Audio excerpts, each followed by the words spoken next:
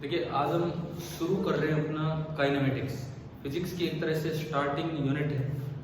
जो इसके अलावा जो फिजिक्स का पार्ट है, बेसिक मैथमेटिक्स, एरर, डायमेंशन, थोड़ा सा वेक्टर या मैथमेटिक्स, ये सब चीज़ें ठीक है। एक शुरुआत इसलिए उनसे करनी पड़ती है कि भाई फिजिक्स आगे की समझ आ जाए, लेकिन फिजिक्स की जो असली शुरुआत है वो यहीं से होती है। तो इस यूनिट का नाम हम बोलते हैं काइनेमेटिक्स।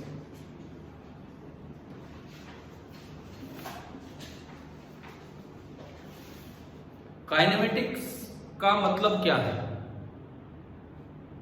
काइनेमेटिक्स का सिंपल सा मीनिंग है, हमने अगर 9th क्लास में भी पढ़ा हो, काइनेमेटिक्स का मतलब होता है study of motion of objects, study of motion of objects without knowing the reason.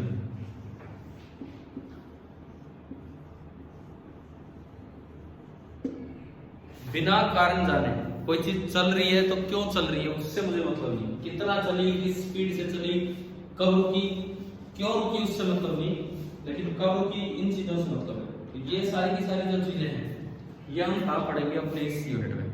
हम इस यूनिट में फोर्स का जिक्र नहीं करेंगे, हम इस यूनिट में स्पीड का, एक्सेलरेशन का, वेलोसिटीज का, डिस्टेंस का, डिस्प्लेसमेंट का, इन सब पार्ट्स का जिक्र करेंगे, लेकिन फोर्स का जिक्र हम नहीं कर रहे होंगे इस पूरी यूनिट में। अब अगर मैं शुरुआत करूं इस चीज की, मोशन कई तरह का होता है, 1 डायमेंशनल, 2 डायमेंशनल, 3 डायमेंशनल, उन चीजों पे आएंगे अभी। लेकिन मोशन होता क्या है? तो सबसे पहले हमें कुछ ये पता लगे कि मोशन क्या है। तो उसके लिए ना 2 टर्म्स हैं, उसके लिए सिंपली 2 टर्म्स हैं। एक को हम कहते हैं रेस्ट एंड दूसरे को मोशन। तो हम अपनी शुरुआत इन 2 टर्म्स के साथ कर रहे हैं, रेस्ट एंड मोशन। मैं अगर आपसे पूछूं, आर्यन आप रेस्ट पे हैं कि मोशन में? आप रेस्ट पे। धरती कितनी तेज घूम रही है हमारी? लगभग 30 किलोमीटर पर सेकंड, बहुत तेज। तो जब धरती घूम रही है तो हम कैसे रेस्ट पे रह सकते हैं? अब बताओ, हम रेस्ट पे हैं कि मोशन? मोशन। 1 मिनट में अपना जवाब बदल दिए। सार्थक, रेस्ट पे कि मोशन में? फिर तो धरती निकल जाए आगे, हम तो रह जाएंगे। देखो, रेस्ट या मोशन ये कुछ ऐसी टर्म्स हैं जिनको आप कह सकते हैं relative terms. These are relative terms. Relative terms का मतलब है नॉट एब्सोल्यूट। जब तक आप ये नहीं बताएंगे किसके रेस्पेक्ट में आप पूछ रहे हैं, तो आपका ये कहना ही गलत होगा कि आप रेस्ट में हैं या मोशन में। आपको ये बताना पड़ेगा कि आप किसके रेस्पेक्ट में बात कर रहे हैं। अब अगर आप मेरे रेस्पेक्ट में बात करें, मैं देखता हूं तो आप किस पे नजर आ रहे हैं? मुझे रेस्ट पे। फिलहाल मेरे रेस्पेक्ट में आप रेस्ट पे हैं। लेकिन अगर कोई दूसरे ग्रह से देख रहा हो, बाई चांस को देख पाए, और धरती बहुत तेज घूम रही है, तो उसके लिए आप किस पे होंगे? मोशन में। इसका मतलब रेस्ट और मोशन तो ऑब्जर्वर पे डिपेंड करेगा। तो रेस्ट या मोशन डिसाइड करने के लिए सबसे पहले हमें एक चीज पता होनी चाहिए, जिसको हम कहते हैं क्या? Frame of reference. इसको हम कहते हैं frame of reference. Frame of reference का क्या मतलब होता है बताओ? नहीं पता? फ्रेम ऑफ रेफरेंस का मतलब होता है एक ऑब्जर्वर जिसके साथ एक्सेस सिस्टम हो। एक्सेस सिस्टम किस लिए? पोजीशन वगैरह बताने के लिए। एक क्लॉक हो टाइम मेजर करने के लिए। इस तरह का कोई ऑब्जर्वर विद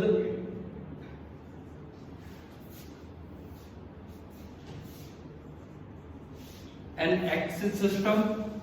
अगर प्लूरल एक्सिस होता है तो AXIS उसकी स्पेलिंग होती है। सिंगुलर हो तो AXIS, प्लूरल हो तो AXES। तो observer with an axis system and a clock. एक घड़ी हो उसके पास कोई इवेंट का टाइम मेजर करने के लिए, साथ ही साथ कोई एक्सिस सिस्टम हो ये बताने के लिए कि कौन कहाँ गया कहाँ नहीं गया। जैसे मान लो ये मैंने कोई ऑब्जर्वर लिया, ये रेस्ट पे भी हो सकता है, मोशन में भी हो सकता है, ये एक ऑब्जर्वर है। तो इसके पास एक एक्सिस सिस्टम है, X axis, Y axis, Z axis, ये किसी की भी पोजीशन यहां से बता देगा, ये ओरिजिन। और दूसरे हाथ में क्या बात रखी है, राखी, घड़ी। दूसरे हाथ में इसके पास एक घड़ी है कि कोई इवेंट हुआ है तो कब हुआ है, कितनी देर में हुआ है, ये सब पता लगाने के लिए। ऐसे किसी भी ऑब्जर्वर को जो चीजों को देख रहा होगा उसे क्या कहते हैं हम, फ्रेम ऑफ रेफरेंस। तो कब कोई चीज रेस्ट में होगी और कब कोई चीज मोशन में होगी ये ऑब्जर्वर पे डिपेंड करेगा, फ्रेम ऑफ रेफरेंस पे डिपेंड करेगा। जैसे एक छोटा सा एग्जांपल हम अगर लें, इसके साथ आप लिखते रहना साथ साथ ये चीजें, ठीक है ना, मैं हटाऊंगा तो नहीं। तो इसको समझने के लिए हम एक छोटा सा एग्जांपल लेंगे रेस्ट एंड मोशन को समझने के लिए।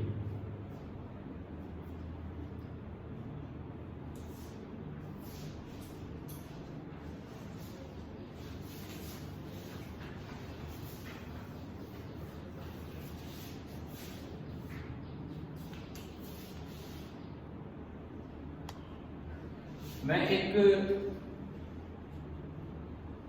ये कोई बस है, इस फ्रेम ऑफ रेफरेंस और रेस्ट ऑफ मोशन वाले एग्जांपल को समझने के लिए हम आगे बढ़ रहे हैं।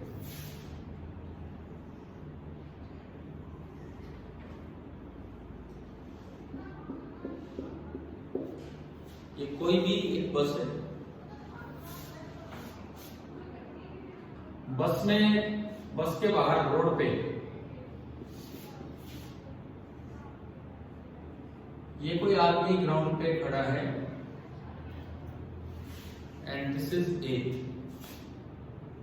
ये स्टेशनरी है, ये ए है जो कि रेस्ट पे है, जो कि स्टेशनरी है, ठीक है। यहां कोई सीट पे बैठे हैं बस में, दिस इज बी, ये बी है। कंडक्टर बस में घूम रहे हैं, सी, ठीक है, टिकट बना रहे हैं। और ड्राइवर बस को चला रहे हैं, डी, सही बन गया ABCD,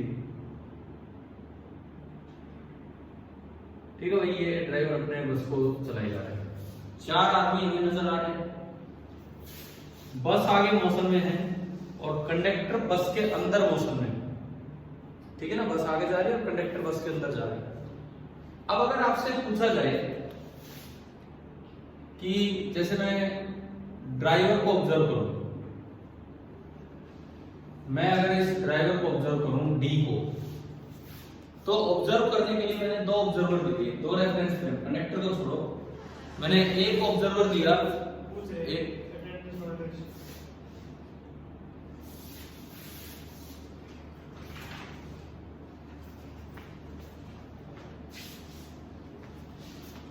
देखिए मैंने एक ऑब्जर्वर लिया ए और एक ऑब्जर्वर लिया बी, ये 2 ऑब्जर्वर आपने बनाए। तो मैं एक बार विद रिस्पेक्ट टू ए बताना चाहूंगा ड्राइवर की पोजीशन, और एक बार विद रिस्पेक्ट टू बी बताना चाहूंगा। ए और बी दोनों के पास अपने एक्सेस सिस्टम होंगे, ये दिखाने नहीं होते, लोग खुद ही ऑब्जर्व कर रहे हैं इसके अकॉर्डिंग। डी के पास अपना एक्सेस सिस्टम है, ये एक्स एक्सिस और ये वाई एक्सिस। एक बार आप वैसे बिना एक्सेस सिस्टम के ही बताओ, ए को ड्राइवर रेस्ट पे नजर आएगा कि मोशन में? ए को ड्राइवर रेस्ट पे नजर आएगा कि मोशन में?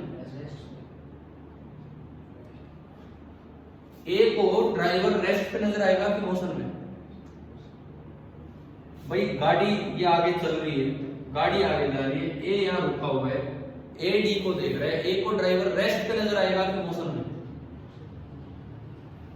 ए यहां रुका हुआ है, बस आगे जा रही है, ड्राइवर बस के अंदर है, तो ए को ड्राइवर रेस्ट पे नजर आएगा कि मोशन में? इसमें भी कंफ्यूजन है क्या? बताओ एक बार, पक्का बताओ किस में नजर आएगा? मोशन में। फिर पहले रेस्ट क्यों बता रहे थे? अगर ए देखता है तो विद रिस्पेक्ट टू ए ये ड्राइवर किस में है, मोशन में। अगर बी देखता है, बी को ये ड्राइवर किस पे नजर आएगा, बी के रिस्पेक्ट में तो ड्राइवर वहीं बैठा है, उतनी दूर है, तो बी को ड्राइवर किस पे नजर आना है, रेस्ट पे। तो अब कोई कहे डी रेस्ट पे है कि मोशन में है, ये तो क्लियर है ही नहीं। ये तो इस बात पे डिपेंड कर रहा है कि उसको ऑब्जर्व कौन कर रहा है, उसको ऑब्जर्व कौन कर रहा है, इस चीज पे डिपेंड कर रहा है। तो डी की स्टेट रेस्ट भी हो सकती है, मोशन भी हो सकती है, it depends on the observer. अब हम रेस्ट और मोशन को डिफाइन कैसे करें, इस तरीके से हमें ये तो समझ आ गया कि किसी एक के लिए रेस्ट हो सकता है, किसी एक के लिए मोशन हो सकता है। अब हम इसको डिफाइन कैसे करें, तो इसको डिफाइन करने का तरीका ये है, देखो ए के लिए ओरिजिन यहां है, बी के लिए ओरिजिन यहां है। थोड़ी देर बाद ड्राइवर कुछ आगे मिलेगा, ए के रेस्पेक्ट में अभी वो 5 मीटर दूर है, थोड़ी देर बाद वो 10 मीटर दूर होगा। तो बताओ ए के रेस्पेक्ट में ड्राइवर की पोजीशन सेम आ रही थी, अलग आ रही है, अलग। ए से ड्राइवर, ये ओरिजिन तो फिक्स है ना, ए से ड्राइवर की दूरी पहले 5 थी, फिर 10 होगी, तो एक्स कोऑर्डिनेट चेंज हो रहा है कि नहीं हो रहा है। बी के ओरिजिन से ड्राइवर की डिस्टेंस चेंज हो रही है कि नहीं। अगर ड्राइवर 5 मीटर आगे गया तो ओरिजिन भी 5 मीटर आगे आ गया, तो क्या एक्स कोऑर्डिनेट चेंज हुआ डी का? एक्स कोऑर्डिनेट डी का अगर ए देखेगा तो चेंज हो गया, और अगर बी देखेगा तो चेंज नहीं हुआ। क्या ये बात क्लियर है ना? इसका ये मतलब हुआ कि अगर हम ये बताना चाहें कि कब कोई रेस्ट पे है, कब कोई मोशन में है, rest if position of object does not vary with time। अब वो पोजीशन आप कहां से देखते हो, आपका ऑब्जर्वर वो उस पर डिपेंड करेगा। does not vary मतलब चेंज नहीं हो रही है, when it is at rest, तो ये रेस्ट पे कहलाएगा। Motion if position of object varies with time, if position of object varies with time, तो ये किसमें होगा, इट इज इन मोशन। तो आप बताओ मोशन के टाइप पे जाने से पहले रेस्ट और मोशन होता क्या है, क्या ये हमें समझ आ गया है कि नहीं है? क्लियर हो गया? डेफिनेशन के साथ समझ आ गया, एग्जांपल के साथ। किसी एक ऑब्जेक्ट को आप देखते हो, एक ऑब्जर्वर के लिए वो रेस्ट पे हो सकता है, दूसरे के लिए वो मोशन में, और ये इसकी डेफिनेशन आ गई। यानी कि rest and motion depend on the observer, depend on the frame of reference. ठीक है, क्लियर हो गया जी? चलो अभी मैंने आपको सीपीपी दिया, सीपीपी नंबर 13। देखो मैं ये वीडियो रिकॉर्ड भी कर रहा हूँ साथ साथ, ठीक है, इसको अपलोड भी करेंगे। स्टार्टिंग जब एक बार की थी तब भी कोशिश की थी करने की, है ना। +1 के वीडियो कोशिश करेंगे ठीक ठाक हो जाए, अपलोड करेंगे यहाँ पे। तो ये सीपीपी इनके साथ मैं वो लिंक भी कर दूंगा, बाकी आपको मैं दे भी रहा हूँ डायरेक्ट, तो उनको हम साथ साथ फॉलो करेंगे। ये सीपीपी नंबर 13 है जहाँ से हम शुरू कर रहे हैं, क्योंकि पहले बार आप पहली यूनिट के यूनिट बनाए हैं। आप उसका क्वेश्चन नंबर 14 देखिए, ये अगर आपका हो गया है तो सीपीपी नंबर 13 का आप देखिए क्वेश्चन नंबर 14। बाकी अगर इसमें से कुछ बचा है, कुछ नोट नहीं हुआ है, तो आप पहले वो नोट कर दीजिए।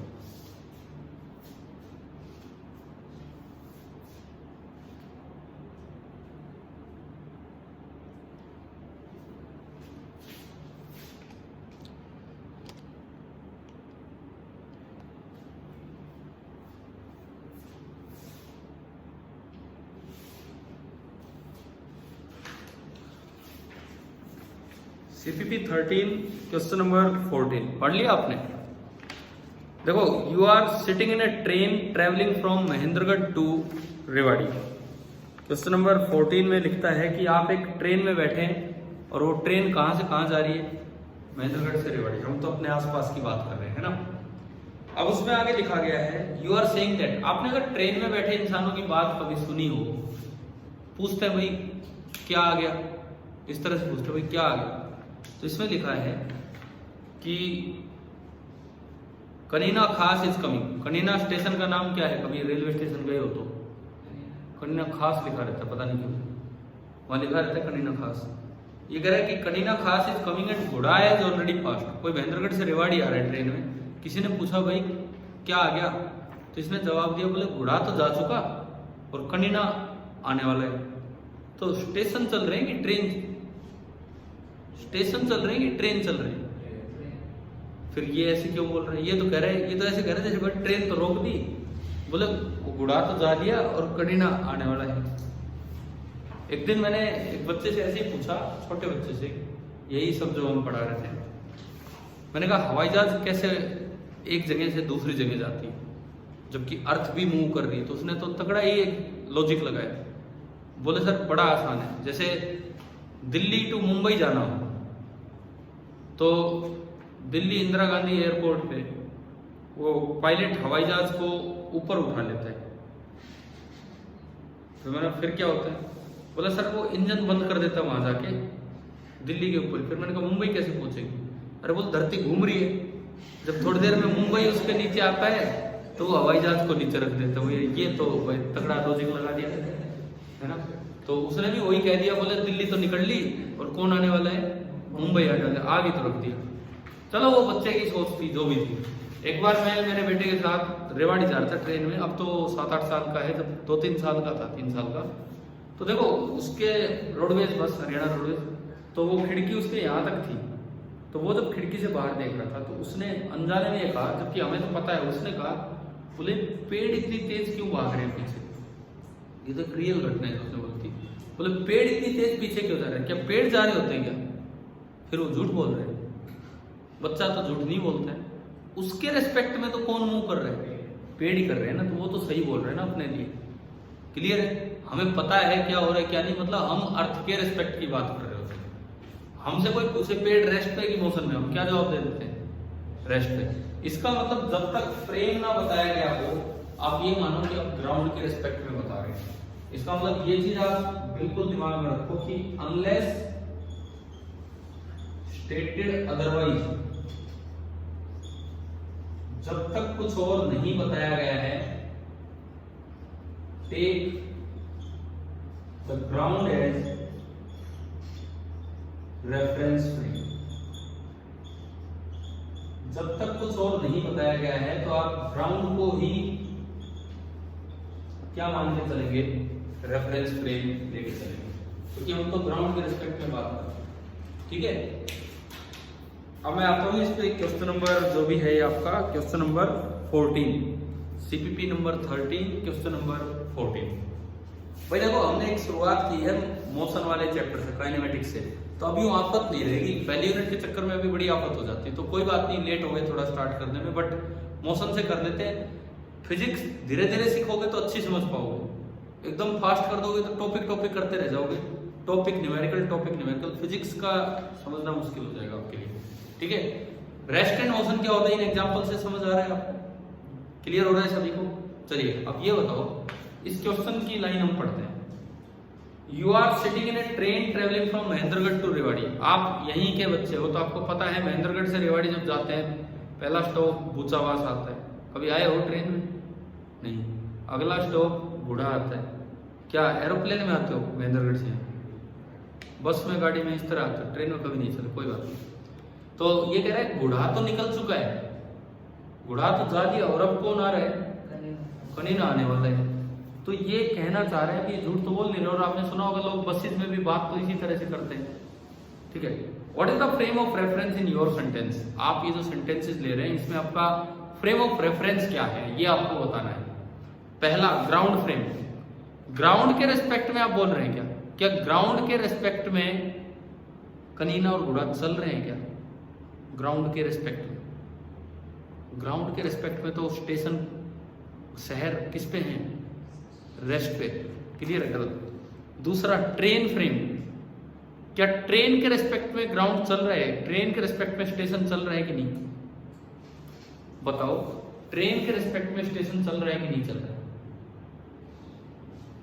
ग्राउंड के रेस्पेक्ट में स्टेशन वही है, ट्रेन के रेस्पेक्ट में स्टेशन चल रहा है कि नहीं। अगर मैं ट्रेन को ओरिजिन मानूं तो ट्रेन से स्टेशन की दूरी चेंज हो रही है कि नहीं हो रही। यानी कि ट्रेन के लिए कनीना का एक्स एक्सिस पहले ज्यादा था, अब कनीना आने वाला है, मतलब कनीना पास आ गया, तो कनीना का एक्स एक्सिस अब ट्रेन के रेस्पेक्ट में कम हो गया। और अगर पोजीशन चेंज हो तो वो चीज किसमें है, मोशन में। तो बताओ ये कनीना और गुड़ा ट्रेन के रेस्पेक्ट में मोशन में है कि रेस्ट में, मोशन में। और ग्राउंड के रेस्पेक्ट में रेस्ट पे, स्टेशन के रेस्पेक्ट में रेस्ट पे। स्टेशन ग्राउंड एक ही बात है, मतलब ग्राउंड या स्टेशन का फ्रेम लेंगे तो कनीना गुड़ा चल नहीं रहे हैं, लेकिन ट्रेन के रेस्पेक्ट में गुड़ा और कनीना चल रहे हैं। गुड़ा और कनीना के रेस्पेक्ट में ट्रेन चल रही है, समझ गए हो। उनके रेस्पेक्ट में ट्रेन चल रही है, हम तो ट्रेन में बैठे तो हम तो अपने फ्रेम से बात करेंगे, ट्रेन के फ्रेम से। तो बताओ ये जो सेंटेंसेस कहे हैं ये कौन से फ्रेम से कहे गए, ट्रेन फ्रेम। तो क्या इसका आंसर बना बी। हमारा जो इसका आंसर आ गया वो आ गया बी। तो पहले हमने शुरुआत की है चैप्टर की। आप बताइए रेस्ट और मोशन क्या ये चीजें समझ आ गई है कि नहीं। ठीक है, देखो चैप्टर अच्छा है, ढंग से समझना है, यूं नहीं कि जल्दबाजी करके और चीजें ही खराब कर दो। ठीक है, नोट हो गया ये सारा, चले अब आगे बढ़े। ठीक है, कुछ बोलना है, आप खड़े हो यहाँ से, एक बार आओ, इधर आओ, जल्दी आओ, जल्दी, इतना टाइम नहीं, जल्दी आओ, इस सीट का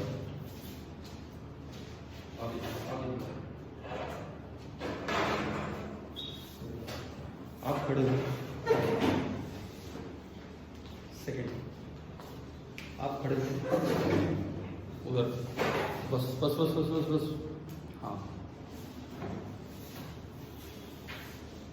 अब देखिए ये सारी चीजें आपने नोट कर ली, ठीक है। अब हम इसके बाद आगे बढ़ते हैं और आगे चलते हैं। अब एक सिंपल सी चीज जहां से हम शुरुआत करने जाएंगे, रेस्ट एंड मोशन के बाद मोशन की शुरुआत करने जा रहे हैं। तो 9th क्लास में कुछ टर्म्स आती है, 9th क्लास में अगर मैं बड़ी फटाफट वो चीजें बताऊं तो वो चीजें होती हैं, एक डिस्टेंस एंड दूसरी चीज ऐसी ही एक दूसरी टर्म है क्या, डिस्प्लेसमेंट।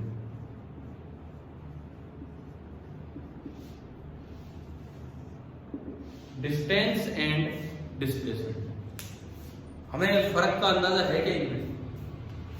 जैसे मान लो ये कोई एक्सिस सिस्टम बना रखा है किसी ऑब्जर्वर ने, ये एक्स एक्सिस, वाई एक्सिस बाहर की तरफ, ये बाहर है, कौन सा एक्सिस, ये टेढ़ा नहीं है, बाहर है, कौन सा एक्सिस, जेड एक्सिस। ठीक है, अब अगर कोई ऑब्जेक्ट, ये कोई पोजीशन थी उसकी, इनिशियल पोजीशन ये थी, इसके कोऑर्डिनेट थे x1 y1 z1, और यहां से कोई ऑब्जेक्ट चल के यहां आ गया, फाइनल पोजीशन, ये क्या है, x2 y2 एंड z2। घूम फिर के आया है किसी रास्ते, घूम फिर के आया है किसी रास्ते।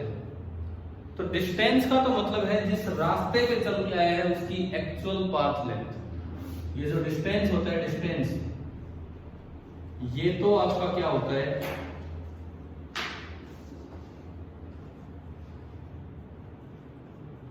डिस्टेंस तो आपका क्या होता है, एक्चुअल पाथ लेंथ। लेकिन डिस्प्लेसमेंट ये एक वेक्टर है, डिस्प्लेसमेंट जो है ये एक वेक्टर है।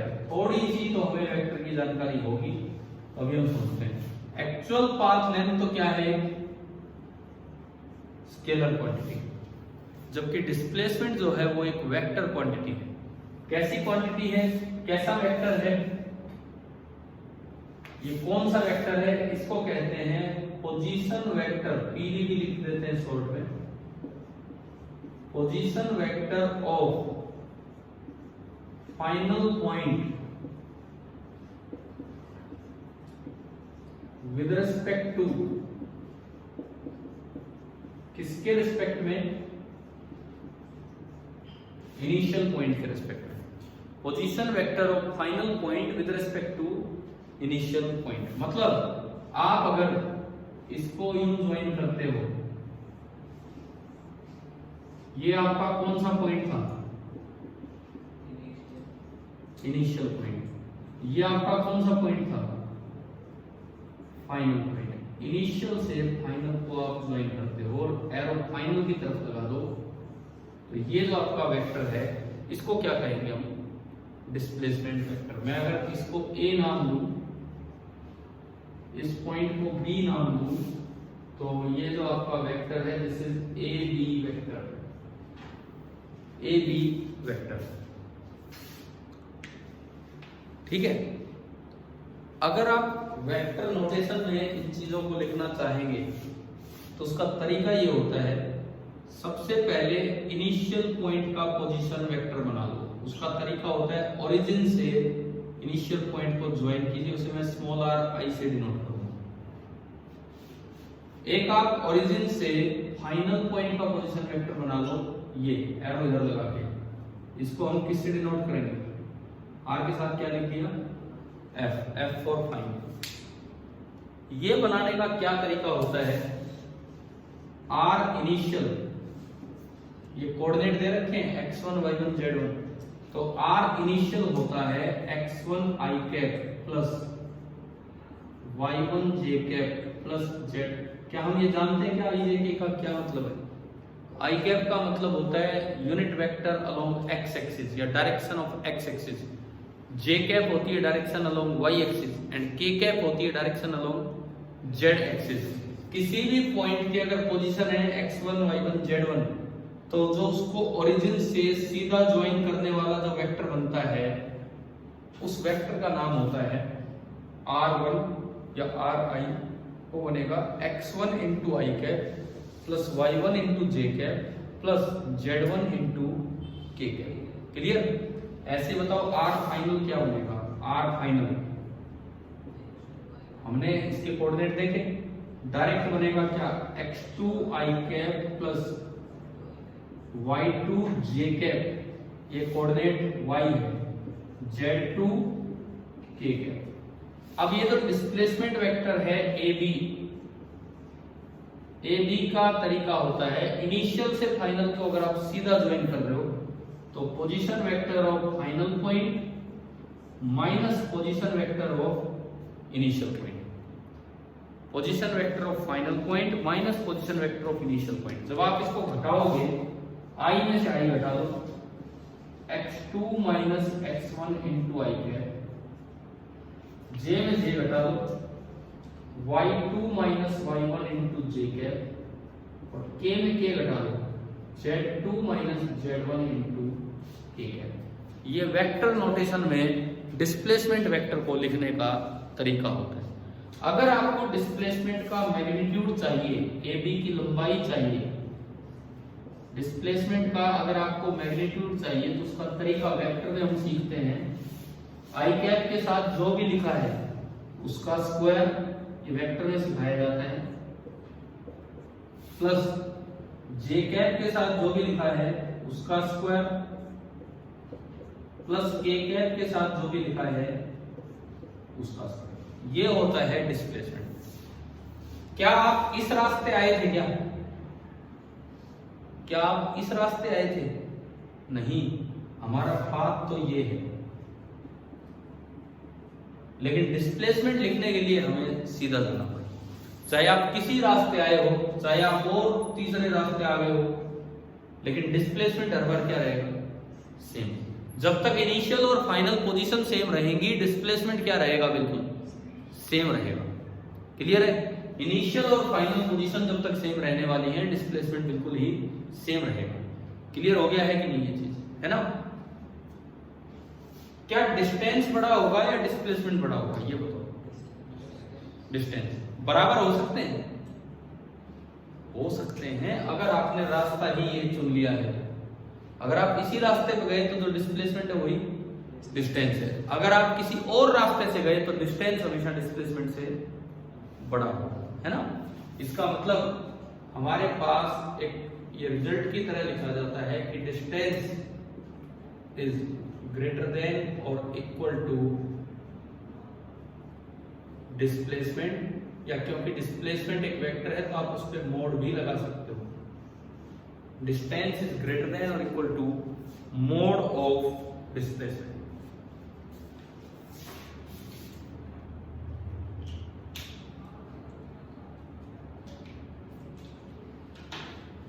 आपको मैंने सीपीपी दिया है नंबर 13, उसका क्वेश्चन नंबर 14 अभी करवाया था।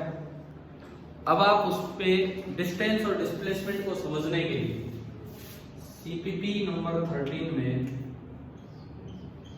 क्वेश्चन नंबर 15 पे आइए। क्वेश्चन नंबर 14 हमने कर लिया है, अब हम आ रहे हैं क्वेश्चन नंबर 15 पे।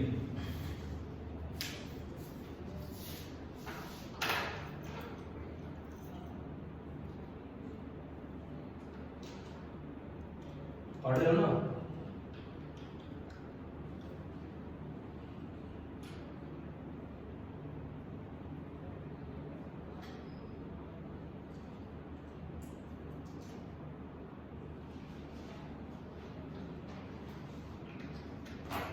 A particle moves in a semicircular path of radius 7 meter. Semi circular path में पार्टिकल चला है, ऐसा सवाल में लिखा हुआ है। मैं बाकी चीजें हटा हूं यहां से। हो गया है, ये नोट हो गया है हमारा सारा।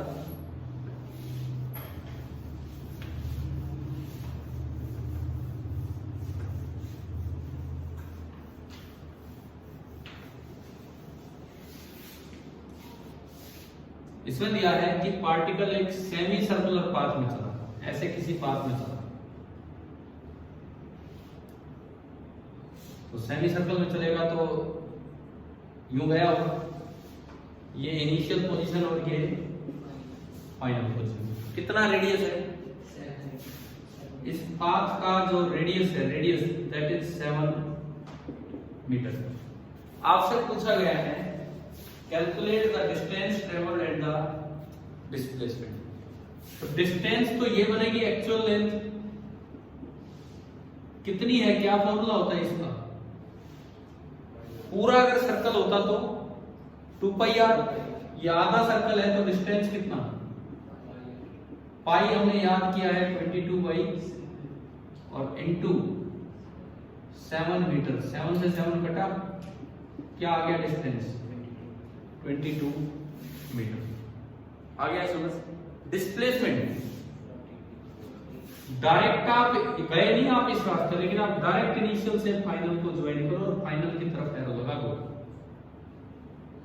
ये लंबाई कितनी है? डायमीटर है, तो यानी कि जो डिस्प्लेसमेंट होगा, डिस्प्लेसमेंट AB, डिस्प्लेसमेंट AB वो कितना होगा आपका?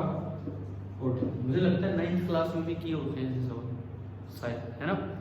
तो आगे ये सवाल क्लियर है, ये नोट करना है, ये भी नोट कर लो। फिर आप 16 ट्राई कीजिए, इसी असाइनमेंट का क्वेश्चन नंबर 16 इसके बाद ट्राई कीजिए।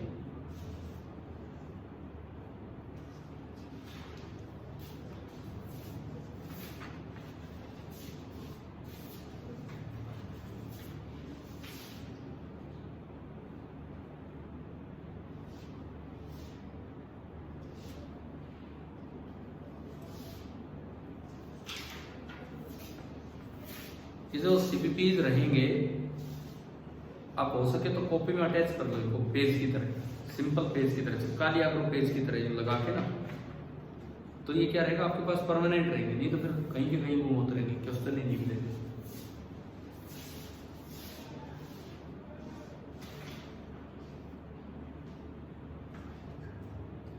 क्वेश्चन नंबर चले 16 पे कर रहे हो?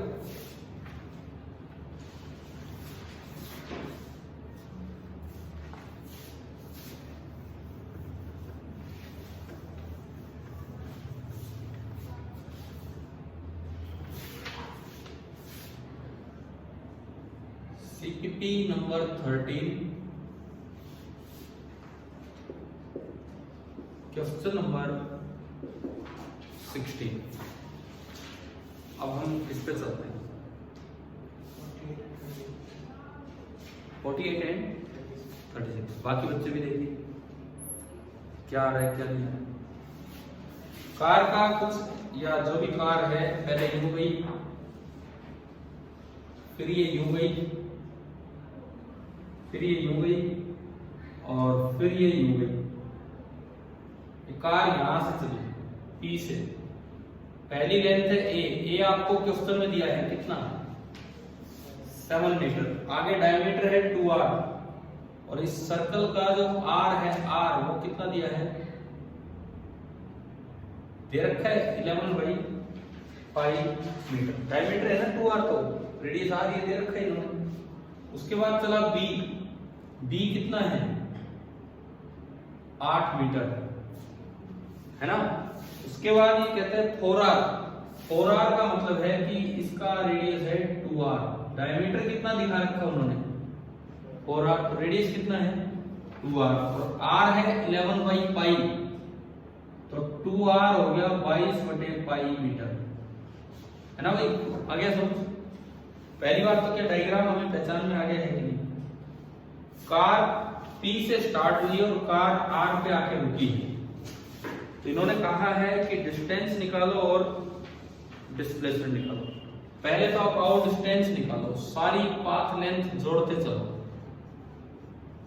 पहला तो स्ट्रेट है कितना 7 मीटर प्लस अगला pi R, pi into R 11/पाई प्लस अगला 8 मीटर प्लस अगला pi R, again pi R, तो पाई इंटू आर और आर कितना 22/पाई, पाई से पाई गया, ये पाई से पाई गया, 7 और 11 18 और 8 26 और 2 28 और 20 48, तो डिस्टेंस कितना आ गया 48 मीटर।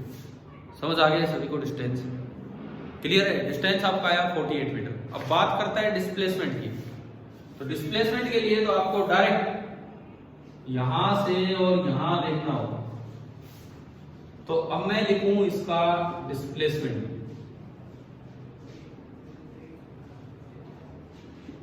ये कितना 7, ये कितना 2r, कितना ये 2r है, 2r मतलब 22/पाई, 2r इतना ही होगा। ये कितना 8 और ये आपका पूरा 4r मतलब इसका भी डबल 44/पाई। पाई को हम क्या रख सकते हैं 22/7, 22/7 यहाँ रखा तो ये तो 7 ही हो सकता, ये 8 है, 22/7 यहाँ रखोगे, 7 ऊपर गया, 22 से 2 बार घटा तो ये 14 और 8 22 और 7 29 मीटर। तो अगर आप इसमें देखते हैं तो आपका ए ऑप्शन है सही है, 48 और 36 मीटर में ये आपके डिस्प्लेसमेंट डिस्टेंस आता है। तो अभी आप बताओ कि आपको डिस्टेंस डिस्प्लेसमेंट, आज की क्लास में हमने 4 टर्म्स पढ़ी, रेस्ट एंड मोशन, उनके साथ पढ़ लिया फ्रेम ऑफ रेफरेंस, देन हमने पढ़ा डिस्टेंस एंड डिस्प्लेसमेंट। और किसी भी पाथ में डिस्टेंस या तो डिस्प्लेसमेंट से ज्यादा होगा या डिस्प्लेसमेंट के बराबर होगा। क्या इतना समझ आ गया है कि नहीं। कल हम स्पीड और वेलोसिटी जैसी टर्म्स जो 9th में आई होती हैं उनसे शुरुआत करेंगे और उनमें डिफरेंशिएशन का यूज होगा। तो थोड़ा थोड़ा मैथमेटिक्स चलेगा, शायद आपने पढ़ रखा होगा, नहीं तो मैं थोड़ा थोड़ा बीच में रिवाइज करूंगा। ठीक है भाई, आगे कल कंटिन्यू करते हैं।